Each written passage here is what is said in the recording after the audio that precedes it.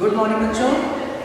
आज हम आपके पर्यावरण शिक्षा में जो पहले चैप्टर में जो पहला भाग हमारा मस्तिष्क आपको मैम के द्वारा बताया गया था, आज हम उसके आगे की चर्चा करेंगे, उसके आगे के शारीरिक भागों के बारे में जानेंगे। तो सबसे पहले हम बात करते हैं, जैसा कि आपने पिछले भाग में देखा था, हमने मस्तिष्क पर चर्चा की थी, यानी हमारे सर के ऊपरी भाग पर। आज हम सर से नीचे वाले भागों के बारे में चर्चा करेंगे और सर से नीचे वाले भागों को हम धड़ बोलते हैं। तो सबसे पहले उसमें आता है गर्दन तथा कंधे। सभी लोग जानते हैं गर्दन और कंधे क्या होते हैं।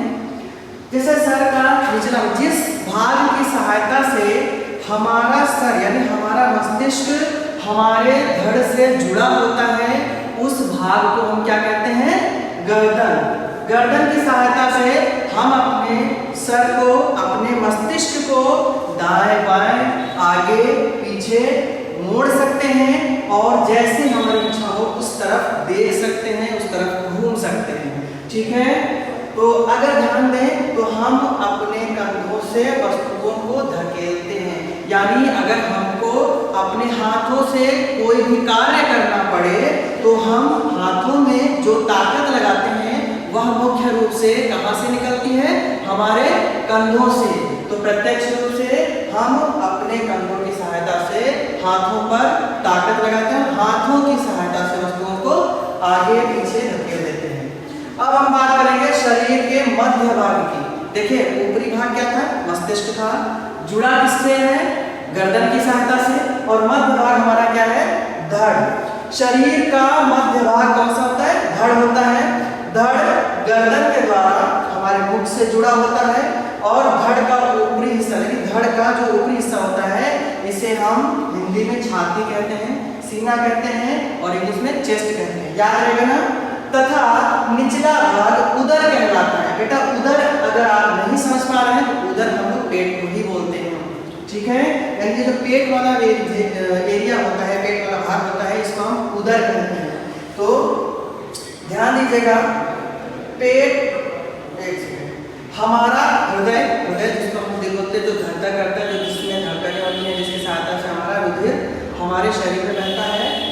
फेफड़े, जो हम सांस लेते हैं तो अंदर जाके गुब्बारे जैसे अंग होते हैं, तो हवा अंदर जाती है, जिसकी सहायता से हमारा सीना फूल जाता है। तो क्यों फूलता है? क्योंकि अंदर फेफड़े होते हैं। यकृत, जहाँ भी हमारे पेट में उपस्थित एक आंतरिक अंग होता है। वृक्क तथा पेट शरीर के मध्य भाग में होते हैं। यानी हमारा शरीर अगर पूरा देखें तो हमारा पेट, हमारे हृदय, फेफड़े, वृक्क, ये सभी भाग कहाँ पर उपस्थित होंगे? हमारे शरीर के मध्य भाग में। ठीक है, मध्य मतलब बीच में, ना तो नीचे होंगे ना ही ऊपर होंगे। ठीक है, अब हम अगर बात करें धड़ में भुजाओं की, यानी हम अपने हाथों की, बाहों की बात करते हैं, तो ये हमारे शरीर में कितने हाथ होते हैं? 2। यानी अगर नॉर्मली जिनको आप हाथ समझ रहे हैं, चलो वो हाथ नहीं, भुजाएं बोलते हैं। ठीक है, 2 भुजाएं होती हैं हम सबकी, यानी एक दाहिनी भुजा, एक बाईं भुजा। ठीक है, ये भुजाएं कंधों की सहायता से हमारे धड़ से जुड़ी होती हैं और प्रत्येक भुजा में 3 चीजें होती हैं या 3 भाग होते हैं। पहली ये कोहनी, दूसरा जहां से मुड़ता है हाथ हमारा कलाई, और तीसरा ये हाथ। ठीक है, अब ध्यान देंगे कि हम अपने हाथों की सहायता से क्या क्या कार्य करते हैं, अपनी भुजाओं की सहायता से क्या क्या कार्य करते हैं। तो हम लिखते हैं, लिखने का कार्य हम कहाँ से करते हैं?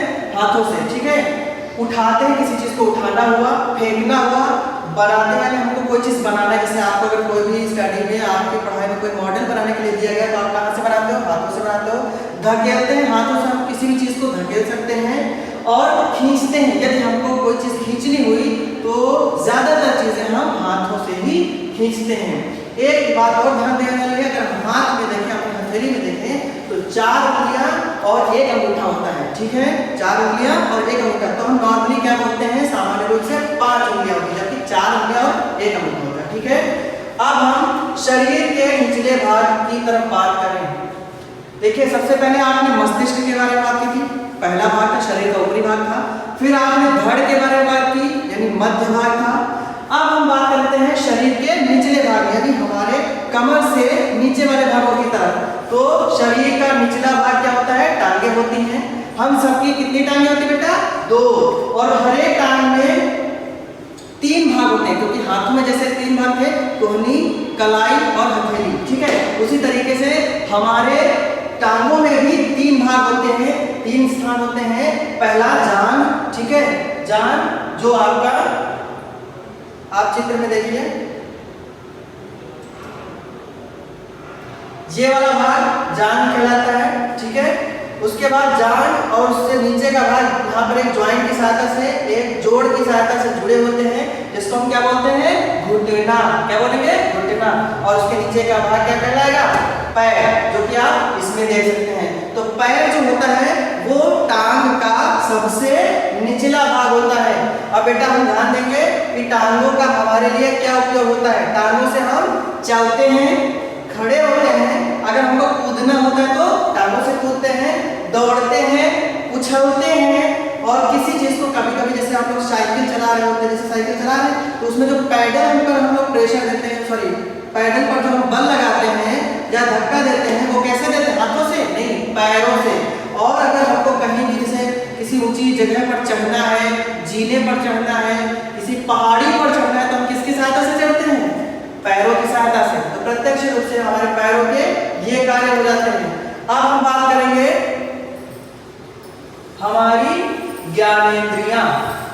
बेटा ज्ञानेंद्रियां, अगर हम ज्ञानेंद्रिय शब्द को देखें तो ज्ञान और इंद्रियां, यानी ज्ञान का मतलब जिससे हमको पता चले, इंद्रियां मतलब भाग, यानी हमारे शरीर के वे भाग जो हमारे बाहर क्या हो रहा है उसका अनुभव हमें कराते हो, ठीक है। जैसे फॉर एग्जाम्पल अगर हमारा हाथ है तो हमारे हाथ के आसपास अगर कहीं मेज रखी हो तो क्या हम ऐसे नॉर्मली हाथ हमारा पता कर लेगा कि आगे आसपास कहीं मेज रखी है?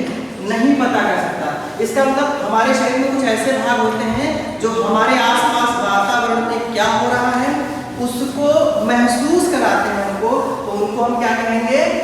ज्ञानेंद्रियां। अब ये ज्ञानेंद्रियां कौन कौन सी हैं? आंखें। आंखों की सहायता से हम किसी भी चीज को देख सकते हैं, यानी हम जहां अगर खड़े हैं, हमारे आसपास कोई भी घटना हो रही है, अगर हमने देखा उसको तो हमको वहां जाए बगैर भी पता चल जाएगा कि ऐसी कोई घटना या ऐसा कोई कार्य इस जगह पर हुआ है, ठीक है। कान, कानों की सहायता से हम किसी से थोड़ी सी दूरी पर खड़े होकर भी उसकी आवाज अगर सुनते हैं तो हमको पता चल जाता है कि वह व्यक्ति हमसे क्या कहना चाहता है या क्या कह रहा है, ठीक है। तो कानों की सहायता से हम आवाज को सुनते हैं। नाक, अगर हम किसी भी सुगंध लेते किसी चीज की दुर्गंध हमको पता होती है, जैसे आप कहीं भी जा रहे होते हैं तो आसपास अगर कोई भी दुर्गंध होती है तो आपको पता चल जाता है कि यहाँ पे शायद कोई जानवर मर गया है या ऐसा कुछ, ठीक है। कि अगर आप फूलों को सूंघते हैं तो आपको फूलों की एक विशेष प्रकार की सुगंध मिल जाती है, ठीक है, तो आपको पता होता है कि ये फूल में ये सुगंध आती है। तो ये कैसे पता चलता है? हमें नाक की सहायता से पता चलता है। तो क्या ये फूल हमारे शरीर के अंदर था? नहीं, ये बाहर है। इसका मतलब बाहर के किसी भी चीज का ज्ञान हमको हमारे शरीर के जो अंग हैं वो करवा रहे हैं। और इसके बाद जीवा, जीवा का मतलब होता है बेटा जीभ। जीभ की सहायता से हम किसी भी चीज का स्वाद लेते हैं। आप कोई भी चीज खाते हो, कोई खट्टी मीठी कड़वी तीखी जो भी चीजें होती हैं उनका स्वाद आपको जीभ की सहायता से पता चल पाता है। यदि आप किसी भी चीज को सिर्फ दांतों से काट कर और जीभ से दूर रखकर उसको निगल लेते हैं तो बेटा आपको उसका स्वाद कभी पता नहीं चल पाएगा, ठीक है। और त्वचा, त्वचा का मतलब होता है स्किन, यानी हमारी खाल, हमारे शरीर का बाह्य आवरण, पहली परत, ठीक है। तो यह त्वचा अगर कोई भी जैसे नॉर्मली हम आंखें बंद करके बैठे हो और कोई हमको आकर पीछे से या किसी भी दिशा से हमको छू लेता है तो हमको तुरंत ही पता चल जाता है। इसका मतलब त्वचा हमको यह ज्ञान कराती है, ये आभास कराती है कि हमारे आसपास क्या परिवर्तन हुए। तो बेटा हमने 5 चीजों के बारे में देखा, आंखें, कान, नाक, जीवा और त्वचा। जीवा मतलब जीभ, ठीक है। तो ये पांचों अंग हमारी 5 ज्ञानेंद्रियां कहलाते हैं, ठीक है। इस प्रकार देखना, सुनना, सूंघना, छूना और चखना, मतलब किसी चीज को टेस्ट करना, ये सारी घटनाएं जो हैं वो हमारे मस्तिष्क में घटित होती है। यानी हमारा मस्तिष्क हमको बताता है कि यह घटना वहां हुई, लेकिन कैसे? आंखों ने देखा तब मस्तिष्क बताता है। अगर हम किसी चीज का टेस्ट लेते हैं तो टेस्ट तो हम अपनी जीभ से लेते हैं, लेकिन उसका स्वाद हमारा मस्तिष्क हमको बताता है, हमारा दिमाग हमको बताता है। अगर हम किसी चीज़ की स्मेल लेते हैं, किसी चीज़ को सूंघते हैं, तो वो सूंघते तो हम नाक की सहायता से हैं, लेकिन उस सुगंध का आभास, उस सुगंध को याद रखना हमें मस्तिष्क बताता है।